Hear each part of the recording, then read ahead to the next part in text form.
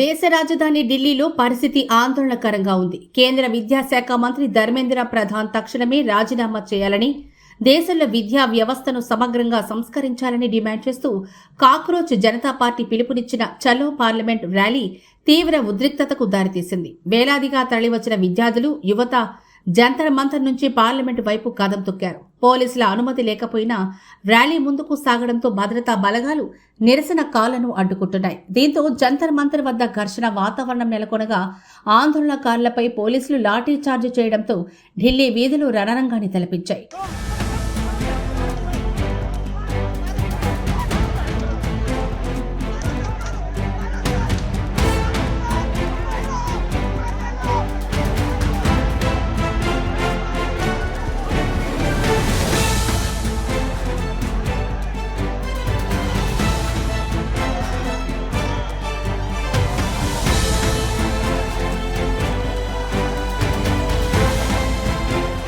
ఈ నిరసన ర్యాలీని అడ్డుకునేందుకు ఢిల్లీ పోలీసులు ముందస్తుగానే భారీ భద్రతా ఏర్పాటు చేశారు.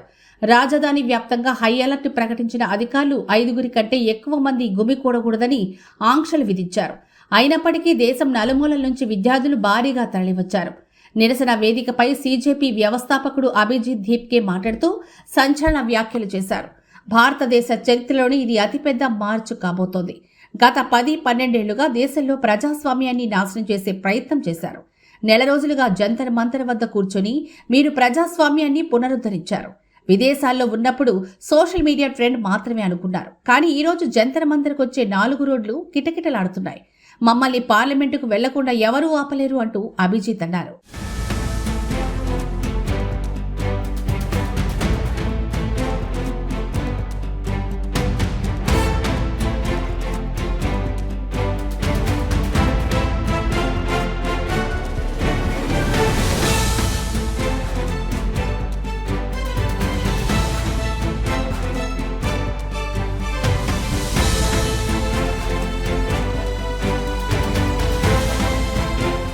అయితే ఈ శాంతియుత నిరసనల మధ్య జంతర్ మంతర్ వద్ద రాళ్లతో నిండిన ఒక లారీ నింపి వచ్చడం తీవ్ర వివాదానికి దారితీసింది.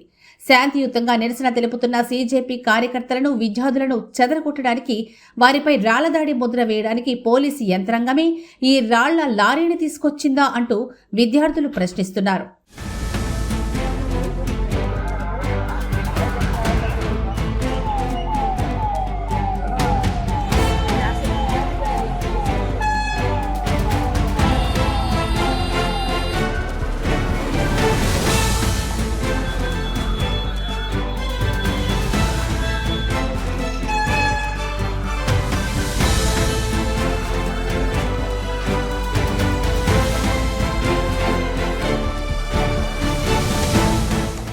మరోవైపు ఈ పోరాటానికి మద్దతుగా నిలిచిన ఆజాద్ సమాజ్ పార్టీ అధినేత ఎంపీ చంద్రశేఖర్ ఆజాద్ ప్రభుత్వ తీరుపై విమర్శలు చేశారు.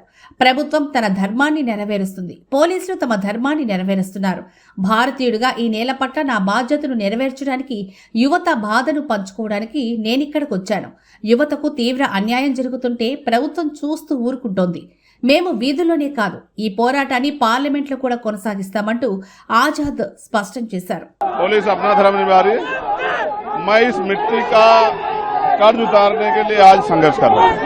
मैं भारतीय हूँ, भारतीय युवा होने के नाते युवाओं का दर्द समझता हूँ और आज उन युवाओं की आवाज बनने के लिए, उनके साथ खड़े होने के लिए यहाँ हूँ, क्योंकि उनके साथ अन्याय हो रहा है और सरकार सब कुछ अपनी आंखों के सामने होने दे रही है।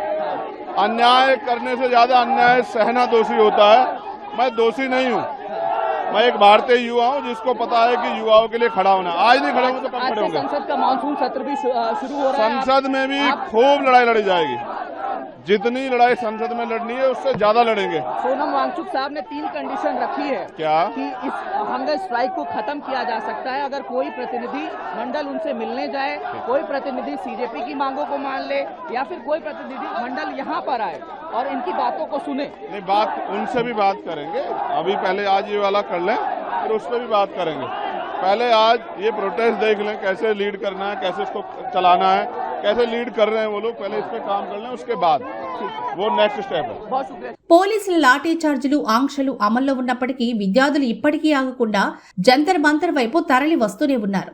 విద్యా వ్యవస్థలో సంస్కరణలు కోరుతూ సాగుతున్న ఈ భారీ ఉద్యమం రాబోయే రోజుల్లో ఏ మలుపు తిరుగుతుందో చూడాలి. విద్యా వ్యవస్థపై సీజేపీ చేస్తున్న ఈ పోరాటంపై మీ అభిప్రాయాన్ని కింద కామెంట్ చేయండి.